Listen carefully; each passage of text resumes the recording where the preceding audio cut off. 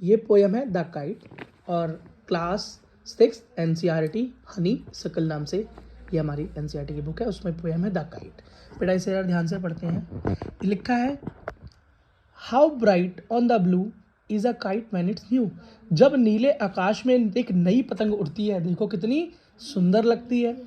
When a dive and a dip, it snap its tail, the soar like a ship with a only a sail। वो बोलता है कि जब वो हवा में गोते खाती है, हवा में तैरती है, झूलती है, तो ऐसे लगता है जैसे कि कोई पानी का जहाज पानी की लहरों पर झूल रहा हो, उस पर गोते खा रहा हो, तैर रहा हो।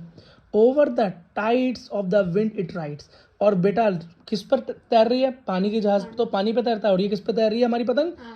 आसमान में हवा की लहरों पर। किस पे? हवा की लहरों पर। Climbs the crest of a gust and pulls then seems to rest a wind falls. वो कहता है कि और बेटा वो कैसे, किस तरीके से वो ऊपर जाती है और कभी नीचे आती है, गोते खाती है, लहराती है, और बेटा जैसे ही हवा कम होती है तो वो बेटा नीचे की तरफ भी वापस आ जाती है। When sting goes slack your wind it back। और बेटा हम क्या करते हैं, जब हमारी पतंग से जो मांझा हमने लगाया होता है, जिस मांझे से वो बंधी हुई है, और जब हवा उसको नीचे ले आती है तो हम उस मांझे को जब ढीला पड़ जाता है उसको दोबारा से लपेट लेते हैं ना बेटा। When sting goes slack wind it back and run until new breeze blow and it wings fill and up it goes। इसका मतलब उसके बाद हम क्या करते हैं बेटा, फिर से जब हवा तेज चलती है तो हम उसको दोबारा से नई लहरों के साथ उड़ाने की कोशिश करते हैं, और हवा के साथ वो फिर से आसमान की ऊंचाई में जाने लगती है।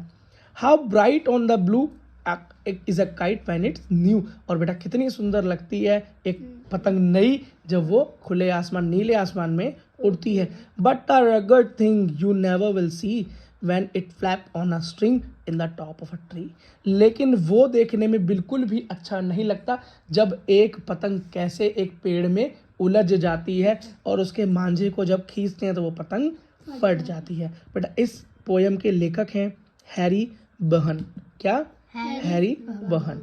और एक पोयम का नाम था द काइट। Thank you.